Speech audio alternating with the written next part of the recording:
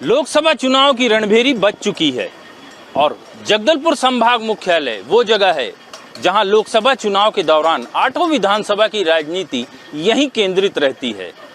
कैसा है ये केंद्रीकरण, हमारे साथ कुछ लोग हैं, जानने की उनसे कोशिश करेंगे कि इस बार के चुनाव में कौन से मुद्दे हावी रहने वाले हैं, कौन सा दल है जिसके पक्ष में मतदाता जाते दिखाई दे रहे हैं। जी दादा बताएं, इस बार का चुनाव जो है आप कैसे देख रहे हैं?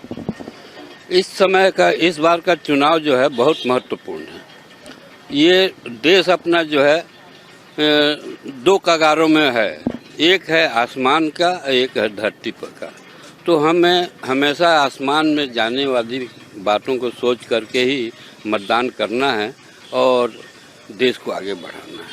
सोच समझकर मतदान करने की बात कह रहे हैं। भैया बताइए, विकास जो है वो कितना इम्पोर्टेंट है इस पूरे लोकसभा चुनाव के दौरान एजेंडे के रूप में? विकास तो सतत पूरे देश में हो रहा है और हर समय आदमी को ऊंचाइयों की तरफ देखना चाहिए, ऊंची उड़ान उड़ना चाहिए।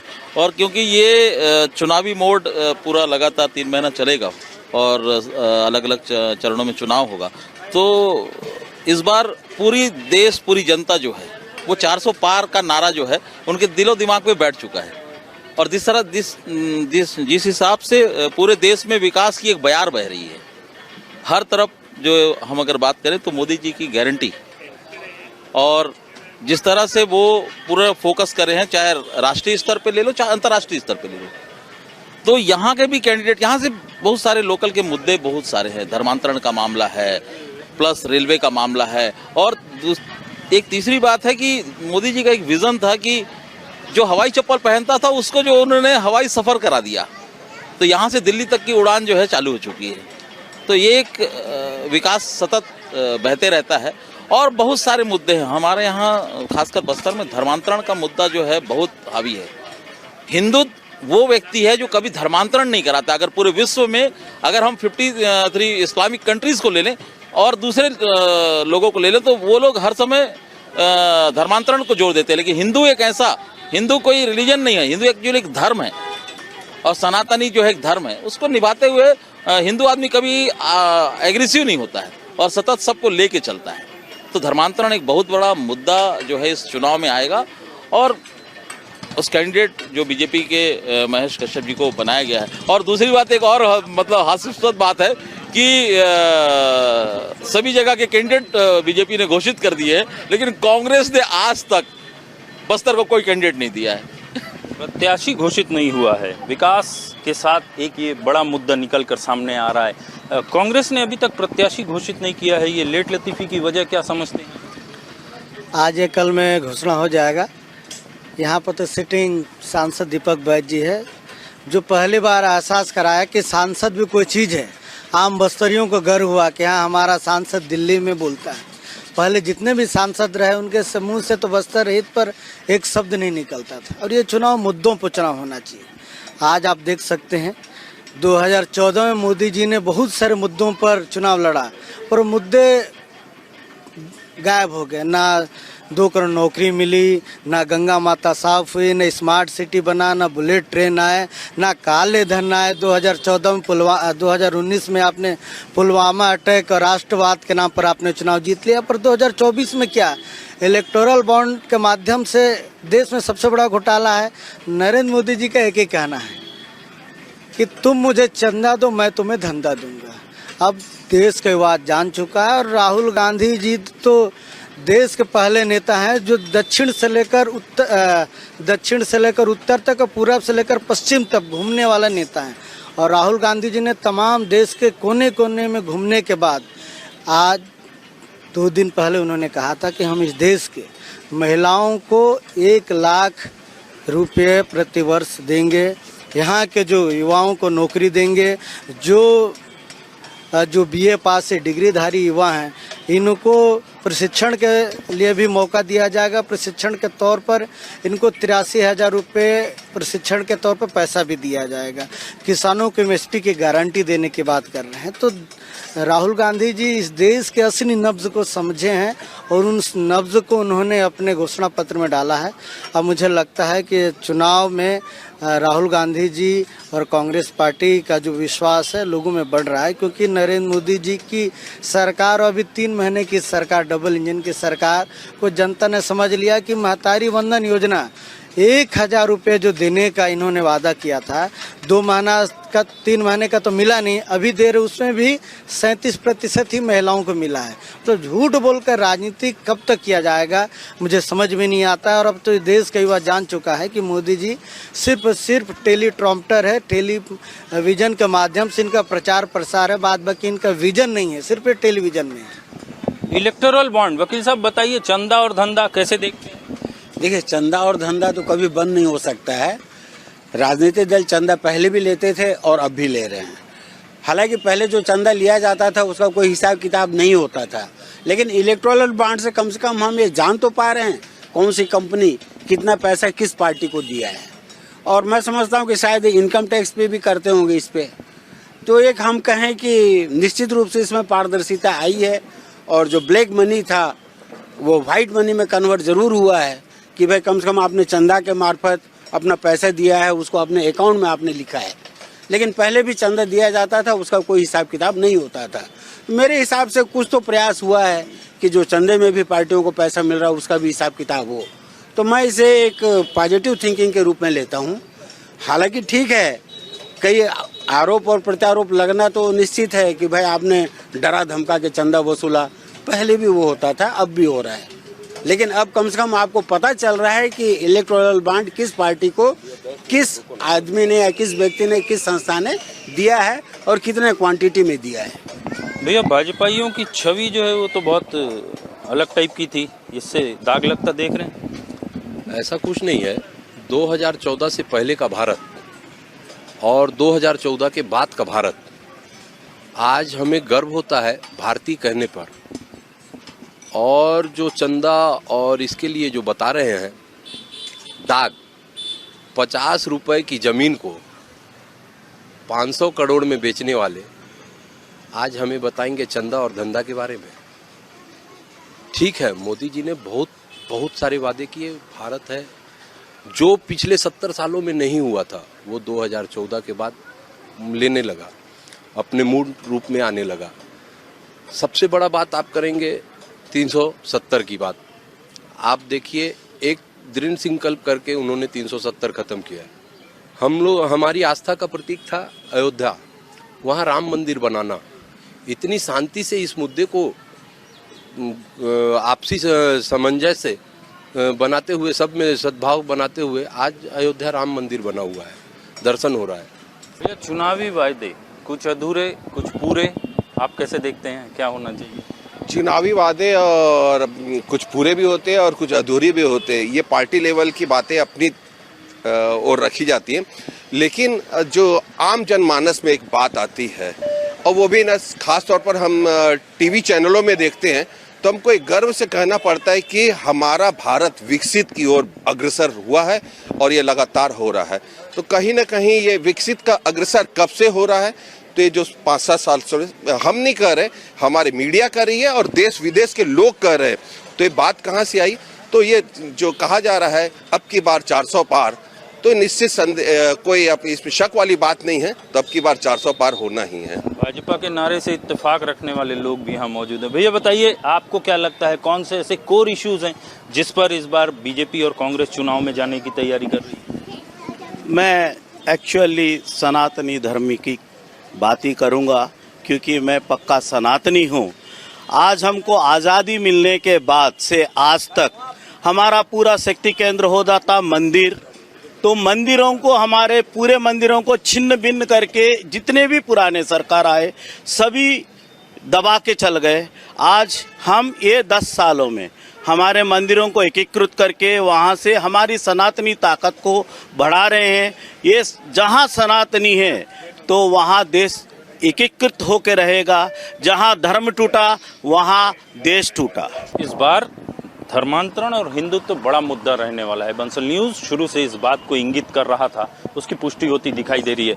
कुछ और लोग हैं हमारे साथ। भैया बताइए, आपको क्या लगता है, आप प्रत्याशियों को देखकर वोट देंगे, पार्टी को देखकर वोट देंगे? पोर्टफोलियो चेक करते हैं वोट देने से पहले? बिल्कुल, हम पोर्टफोलियो चेक करते हैं और शिक्षा, स्वास्थ्य और कर्मचारियों की समस्याओं का जो करेगा समाधान, हम उस पार्टी का करेंगे उत्थान और उसी को ही करेंगे मतदान जो हमारे हित में कार्य करेगा, बस्तर के विकास में कार्य करेगा, रेल लाएगा, स्वास्थ्य शिक्षा को बढ़ावा देगा, कर्मचारियों को का समाधान करेगा। वही सरकार हमारी सरकार होगी। हम उन्हीं सरकार को चुनेंगे जो बस्तर का विकास और उत्थान करेगा। एक बार फिर से विकास की बात हो रही, कहते हैं विकास के मामले में स्काई इज द लिमिट नहीं है, निरंतर चलने वाली प्रक्रिया है। कुछ लोग और हैं, बताइए भैया आपको क्या लगता है इस बार चुनाव में कैसे मुद्दे होने चाहिए, और जो अभी राजनीतिक दल जो जिस तरीके की बातें कर रहे हैं, क्या आप संतुष्ट हैं? जी बिल्कुल। लोकसभा का चुनाव होना है और लोकसभा चुनाव जब आता है तो लोग बड़े बड़े वादे और दावे जरूर करते हैं, लेकिन बस्तर का एक सबसे बड़ा मुद्दा है नक्सलवाद। नक्सलवाद के ऊपर कोई भी पार्टी हो विचार नहीं कर पाती है। या हम लगातार देखते हैं कि बस्तर में नक्सलवाद का बढ़ावा हो रहा है, लेकिन सरकार जो है, जो भी सरकार बनती है, चाहे केंद्र में हो चाहे राज्य में हो, वो नक्सलवाद के बारे में नहीं सोचती। और इस बार का चुनाव की मैं बात करूँ तो इस बार का चुनाव जो है बहुत ही मतलब रोमांचक है, क्योंकि देश के प्रधानमंत्री नरेंद्र मोदी ने जिस प्रकार से हिंदुस्तान में काम किया है, जिस प्रकार से विकास किया है, उसको देख करके जनता भी जो है वो लगातार जो है भारतीय जनता पार्टी को जो है आशीर्वाद दे रही है। विधानसभा का चुनाव में आप देख रही होगा कि यहाँ 12 सीट में से 8 सीट जनता ने जिता के लाया है, तो इस बार का जो चुनाव है वो भारतीय जनता पार्टी के पक्ष में जा सकता है। मोदी मैजिक दिख रहा है और बस्तर भी इससे अछूता नहीं है। क्यों भैया आप बताओ, कैसे चुनावी जो पारा बढ़ रहा है, मौसम भी अब गर्म हो रहा है, कैसे ठंडा करते हो? सर चुनाव का तो माहौल एकदम गर्म है इस बार। मोदी जी का एकदम इस बार अलग ही जलवा है। और रहा बात गर्मी का, हमारे मौसम का, तो गर्मी भी इस बार बहुत अफराद है। और चुनाव के जिस तरह लग रहा है सर, मोदी जी का इस बार पलड़ा ज़्यादा भारी है। तो यहाँ जो लोग आते हैं रस वस पीने, आप उनकी बातें सुनते हो, गर्मी हो जाती होगी कभी बातचीत में, तो उसको ठंडा करते हो? जी सर, करना पड़ता है, वो हमारा व्यापार है। और चुनावी माहौल है तो गर्मा गर्मी सब जगह रहते ही है। व्यक्ति जो भी आता है ग्राहक के रूप में हमारे पास, वो चुनाव का बात करता है। इस बार जैसे देख रहे हैं 5 साल में एक बार आता ही है, और इस बार मोदी जी का बात है, देखिए क्या रहेगा। अब बाकी मोदी जी तो उनकी बात है, वो तो एक तरफा निकाल लेंगे इस बार। चुनाव का पारा चढ़ रहा है, मौसम की बर्फ पड़ने वाली है। कुल मिलाकर अगर देखा जाए तो आज मौसम जो है वो थोड़ा खुशनुमा है। कुछ और लोग हैं हमारे साथ, जानेंगे भैया चुनाव इस बार लोकसभा का क्या एजेंडे होने चाहिए, आपको क्या लगता है कि किस टाइप के इश्यूज को लेके जनता के बीच जाना चाहिए? नहीं, मुझे तो ऐसा लगता है चुनाव में जो वास्तव में जिनकी ज़रूरत है, ठीक है। मैंने कल ही परसों ऐसे किटी पार्टी में एक महिलाओं को देखा कि बोले किटी पार्टी का एक गैंग, मुझे पता लगा कि उनके सबके वो जो पैसे थे 1,000 रुपये, वो मातृका वंदन, वो पैसे उनके आ गए। लेकिन हमारे यहाँ के जो भाई थी वो उनने कहा भाई अभी तक हमारे पास पैसे नहीं मिले। भाई कहीं तो कनेक्शन में थोड़ी सी चूक है, वो उसको मैनेज करना पड़ा है। और स्वाभाविक है, चूंकि हम लोग बस्तर में रहते हैं तो यहाँ की व्यवस्थाएं, यहाँ का सिस्टम और दिल्ली का सिस्टम स्वाभाविक फ़र्क है। तो हम लोग को समान रूप से ये देखना पड़ेगा यहाँ के लोगों को मूलभूत सुविधा मिले। मेरे घर के सामने का जो व्यवस्था है वो सुधरे, न कि दिल्ली की व्यवस्था सुधरे। मैं यही चाहता हूँ कि चुनाव में हर चीज़ को समान रूप से देखा जाए। बल्क में पैसे ट्रांसफर हुए हैं महिलाओं के खाते में, ऐसे में चूक जो है वो स्वाभाविक है, इसे रेक्टिफाई करना चाहिए। क्यों भैया, महतारी वंदन को कैसे देखते हैं? बीजेपी के लिए बड़ा जो है वो मुद्दा बताएं। भैया सबसे पहले यहाँ पे विकास की बात हो रही है, तो मैं सबसे बोलना चाहूँगा कि विकसित देशों की जो विकासशील देश थे उनमें से भारत बाहर हो चुका है। सबसे पहली चीज़, फैक्ट्स पे बात करते 134वें रैंक पे, सबसे पहली चीज़। दूसरी चीज़ किस बात पे गर्व है कि चीन हमारा लद्दाख को कब्जाते जा रहा है, इस बात पे। उसमें भारत महान नहीं, उसमें 56 इंच का सीना नहीं। लद्दाख में चीन कहाँ तक घुस चुका है ये मीडिया क्यों नहीं दिखा रही है, ये ऑन पेपर्स क्यों नहीं है? आज का युवा है ये इंटरनेशनल इश्यूज को भी समझता है और उसके अकॉर्डिंग अपनी बात रखता है। क्यों भैया, क्या लगता है आपको इस बार का चुनाव जो है वो कैसे देख रहे हैं उसको? एक बार फिर से बस्तर में चुनाव होने जा रहे हैं, देश में राज कौन करेगा, किसकी सरकार बनेगी, इसका फैसला होगा 19 तारीख को। जी, जब से देखिए, जब से मोदी जी आए हैं तब से युवाओं को रोजगार देंगे, 2 करोड़ नौकरी देंगे बोल के। 10 साल हो गया मोदी जी, कब युवाओं को 2 करोड़ नौकरी देंगे? 20 करोड़ नौकरी कहाँ गया? हम महंगाई कम करेंगे बोले, महंगाई कहाँ है, कम हुई? आज दिन ब दिन बढ़ते जा रहे, पेट्रोल हो या डीजल हो या दाल हो, राशन की सामग्री हो, सब दिन ब दिन बढ़ते जा रही है। महंगाई इतना बढ़ गई है कि लोग परेशान हैं।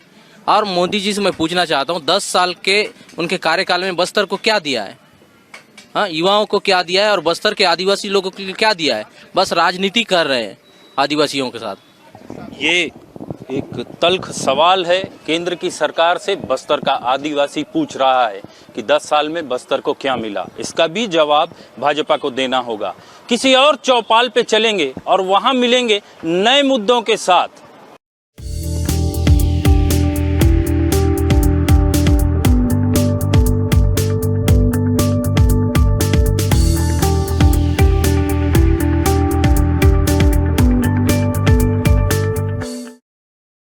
जूस कॉर्नर के बाद अब हम चुनावी जायका टटोलने पहुंच चुके हैं गृहिणियों के पास। जायके की बात हो और गृहिणियों से बात न की जाए, ये तो गलत होगा। इनके रसोई में चुनाव का तड़का लगा है या नहीं, ये जानेंगे। कुछ लोग हमारे साथ हैं। सबसे पहले एक युवा मतदाता से मैं बात करूंगा। फर्स्ट टाइम वोटर हैं, क्या सोचती हैं और क्या सोच के वोट देने जाएंगे? 19 अप्रैल बस्तर में लोकसभा के लिए वोटिंग होगी। आप फर्स्ट टाइम वोट देने जाएंगी, क्या इश्यूज हैं जिनको लेके आप वोट करेंगे? जैसे कि एक एजुकेशन, जो कि एक बहुत बड़ा इशू है आज के टाइम पे। हमारा शहर बहुत सारे कोर्सेज हमें ऑफर करता है, पर आज भी बहुत सारे कोर्सेज ऐसे हैं जो जगदलपुर में नहीं है, जिसके लिए हमें बाहर के शहरों में शिफ्ट होना पड़ता है, जो कि एक बहुत बड़ी समस्या है जो जगदलपुर में होनी चाहिए। जो कोर्सेज जैसे इंजीनियरिंग का तो यहाँ कॉलेज है, एग्रीकल्चर का कॉलेज है, पॉलिटेक्निक भी है, और कौन से ऐसे कोर्सेज हैं जो आप एक्सपेक्ट करती हैं कि जगदलपुर में होने चाहिए? जैसे कि सीए की कोचिंग, अगर एक कोचिंग देखें, सीए की कोचिंग, यूपीएससी की कोचिंग, ये सारी कोचिंग्स भी नहीं है। और बहुत सारे कॉलेज के ऐसे जो कि नहीं है, जो होने चाहिए, तो हमें बाहर के शहरों पे जाने की जरूरत ना पड़े।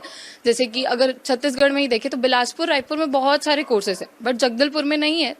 और जैसे कि अगर हम बाहर की बात करें तो कोटा जैसे शहरों में हमें जाना पड़ता है, जो हमें ना जाना पड़े। जगदलपुर में ऐसे कोर्सेज होने चाहिए। और जो जनरल और एसटी/एससी के कोटे की बात हो तो जनरल को सबसे कम मिला, मतलब हर तरीके से जनरल को साइड कर दिया जाता है। एसटी/एससी ओबीसी को ज्यादा मिला जाता है, तो वो नहीं होना चाहिए। सबको इक्वल राइट्स मिलने चाहिए, सो दैट कोई भी बच्चा पीछे ना रह जाए। ये युवा मतदाता है, ये टेक्निकल एजुकेशन की बात कर रहा है। चुनावी एजेंडे में अगर इसको शामिल नहीं किया गया तो इन जैसे जो नए मतदाता हैं ये उस पार्टी से मुंह फेर सकते हैं। कुछ और लोग हैं हमारे साथ, हम उनसे जानेंगे। जी बताइए, आप चुनाव सामने है लोकसभा का, देश के लिए अब देश का नेतृत्व कौन करेगा ये तय होगा। आपको क्या लगता है कौन से इश्यूज हैं जो चुनाव में इस बार जिनको देखकर आप वोट करें? सर, सबसे पहले तो मेरा सबसे पहला इशू है जीएसटी, क्योंकि हमारी बिटिया की शादी है। हम शादी का तो एक बर्डन रहता ही हमारे ऊपर, एक्स्ट्रा जो जीएसटी लग जाता है उसका बहुत भारी बर्डन आता है। जैसे अगर हम 14,000 का अगर कुछ लेते भी हैं तो 2,000 एक्स्ट्रा हमको जीएसटी देना पड़ता है। 2 लाख की पार्टी करते हैं, 35-40 हज़ार हमको जीएसटी पटाना पड़ता है। तो कम से कम जो ये शादी का जो माहौल रहता है ना, उस समय इन लोग को जीएसटी हटा देना चाहिए। ऐसे में हमको बहुत प्रॉब्लम होती है। बिटिया के बिछड़ने का दुख, और जेब भी जो है वो हल्की होती है। ये कुछ दूरस्थ क्षेत्र की कुछ बेटियां हमारे साथ हैं। तुम कौन था इला इस वक्त? सर, हम लोग बड़े खनगरा से आए हैं। हमारे गांव में रोजगार नहीं मिलने के कारण से ही हम लोग जगदलपुर में आए हैं। हमारे गांव में बहुत कमियां हैं जो हम लोग जो लाभ नहीं उठा पा रहे हैं, इसलिए आए हैं। तो आप भी इसी वजह से यहाँ आई? हाँ, इसी वजह से आए हैं। तो यहाँ क्या करती हो? क्या करती हो? हम लोग झाड़ू पोछा लगाते हैं। अच्छा। फिर ये जो पैसे मिलते हैं उसका क्या करती हो? हम लोग घर की जिम्मेदारी पूरी करने में मदद करती हो? हाँ। कौन कौन है आपके घर? माँ पापा सब हैं, भाई बहन, भैया भाभी सब है। देखिए, ये बस्तर का युवा है, ये आदिवासी जो बच्चे हैं उनमें भी अब कितनी जागरूकता देखने को मिल रही है। माँ बाप का हाथ बटाने के लिए 100 किलोमीटर दूर से चलकर यहाँ आए हैं और रोजगार की तलाश में सफल तो हुए हैं, और अब जो इन्हें वेतन मिलता है उसका एक बड़ा अंश जो है वो अपने माँ बाप के लिए खर्च करती हैं। कुछ और लोग हैं हमारे साथ, हम जानेंगे। आप एक बहुत बड़ा रेसिडेंशियल स्कूल आप लोग चलाते हैं, आपको क्या लगता है गवर्नमेंट को और कौन से इनिशिएटिव लेने चाहिए ताकि इस तरीके के बच्चों को टेक्निकल एजुकेशन मिल सके और रोजगार उपलब्ध हो? सबसे पहले तो मैं एजुकेशन से रिलेटेड कुछ बोलना चाहूँगी। जो आज के डेट पे गांव में जो इंटीरियर एरिया में नहीं होने के कारण बहुत सारे बच्चे जो बाहर से हमारे यहाँ आते हैं वो वहाँ पे होना चाहिए, जैसे सुकमा, कुंटा, भोपालपट्टनम, बीजापुर, ये सारे बच्चे हमारे इधर आते हैं। वो चीज़ अगर उनको वहाँ सारी सुविधाएं मिल जाए उनको ऐसे टीचर्स और गवर्नमेंट की तरफ से, तो बच्चे इधर उधर ना हो, अपने घर में भी रहें। कुछ बच्चे छोटे छोटे जो अपने माँ बाप को छोड़ के आते हैं और माँ बाप भी चाहते हैं पढ़ाई के लिए, बेचारे छोड़ते हैं। वो चीज़ उनके मतलब अपने माँ बाप के पास रह के पढ़ सकते हैं, जिससे कि वो बच्चा भी सेफ रहे, अपने घर में रहे। और होता ये है कि लड़के के बजाय लड़कियों को ज़्यादा भेजा जाता है कि ताकि लड़कियां पढ़ के आगे निकल जाएं। वो चीज़ भी एक रहती है, तो वो उससे भी बच्चियाँ थोड़ी सी जो नर्वस रहती हैं वो ना होंगी अपने माँ बाप के पास रह के पढ़ के। आप ये चाहते हैं कि गवर्नमेंट ये इनिशिएटिव ले? हाँ, मैं चाहती हूँ कि गवर्नमेंट अगर ये सब चीज़ों की सुविधाएं देंगी वहाँ पे, जो भी जगह है, जो भी एरिया है वहाँ जहाँ सुविधाएं नहीं है, तो जिससे कि वो बच्चे वहाँ रहेंगे और अपने माँ बाप के पास भी रहेंगे। और हॉस्टल में जो सुविधाएं हम देते हैं वो सारी चीज़ें गवर्नमेंट उनको अवेलेबल कराए, टीचर्स बाहर से लेके अच्छे से उनका एजुकेशन पूरा करे। कुछ और लोग हैं, उनसे भी जानने की कोशिश करेंगे कि उनके लिए चुनाव क्या मायने रखता है, किस तरीके से वे इस चुनाव को देखते हैं। और आप बताइए, चुनाव को लेके किस तरीके की बातें आपके मन में है, प्रत्याशियों को लेकर, और जो पार्टी लेवल पर जो प्रचार प्रसार होता है उसको आप कैसे देखते हैं? सबसे पहली बात तो है महंगाई, कि महंगाई इतनी ज़्यादा हो गई है तो अब हमको घर से निकलने के लिए सोचना पड़ता है। पहला है पेट्रोल, जो बढ़ते समय तो 50-100 रुपए बढ़ा दिया जाता है, लेकिन कम करते समय 20 पैसे, 5 रुपए इस टाइप से कम किया जाता है, जिसके लिए क्या है सरकार को सोचना चाहिए। आप आज के दिन में आप कुछ भी लेने जाओ मार्केट में, अगर आप बिना सोचे समझे निकल गए तब तो आप ले ही नहीं सकते, क्योंकि महंगाई इतनी ज़्यादा है, जिसके लिए सरकार को तो सोचना ही चाहिए। तो ये अगर सरकार अगर इस पे ध्यान देगी तो हम गृहिणियों के लिए काफ़ी सुविधा हो जाएगी। बढ़ोतरी का पहाड़ और राई बराबर राहत, ये इनका कहना है। जी आप बताइए, आप क्या सोचती हैं, कौन से ऐसे सेक्टर्स हैं जिनमें और काम करने की ज़रूरत है, जो प्रत्याशी हैं उनको ध्यान देना चाहिए? मैनिफेस्टो में इस टाइप की चीज़ें जो शामिल करने की आपकी इच्छा है कि ये शामिल होना चाहिए? जी हाँ, बिल्कुल। मैं एक महिला हूँ और मैं खुद जिम चलाती हूँ, मेरे ऊपर भी बहुत सारी जिम्मेदारियाँ हैं। तो जैसे मैं अपना एक फील्ड चुनी हूँ, आगे बढ़ रही हूँ, कुछ कर रही हूँ, सपोर्ट फैमिली को दे रही हूँ। मैं चाहती हूँ और भी महिलाएं हैं जिनको भी नीड है कि अपने परिवार को या समाज को, अपने घर को अच्छे से और सुख सुविधाएं दे पाएँ, तो उसके लिए प्रशिक्षण केंद्र वगैरह कई खुलने चाहिए। ऐसा नहीं है कि महिलाएं सिर्फ इंजीनियर या फिर आजकल तो पायलट वगैरह भी हैं बहुत समय से, तो और भी छोटे छोटे ऐसे फर्म होने चाहिए या फिर काम होने चाहिए जिसका प्रशिक्षण यहाँ होना बहुत ज़रूरी है। तो वो एक कमी है कि अपनी सुविधा अनुसार जो महिलाएं यहाँ कर सके, सीख सके, तो वो यहाँ उस चीज़ की कमी है, तो वो सरकार को दिलाना चाहिए। महंगाई, एजुकेशन और रोजगार, ये तीन चीज़ जो है ये इस चुनाव में मैनिफेस्टो में कम से कम शामिल रहे, ताकि 5 साल में न सही उसके आने वाले 5 साल में इसकी पूर्ति होती दिखाई दे। इन युवाओं और महिलाओं मतदाता जो हैं, इनका ये अपेक्षा जो है वो रख रही हैं राजनीतिक दलों से, ताकि आने वाली जो पीढ़ी है उन्हें बेहतर शिक्षा मिल सके, महंगाई इतनी न रहे कि ये चुभने लगे। मिलेंगे किसी और चौपाल पर नई राजनीतिक चर्चा के साथ, तब तक के लिए इजाजत दीजिए। कैमरा पर्सन कर्ण प्रताप के साथ रजत वाजपेयी, बंसल न्यूज, जगदलपुर।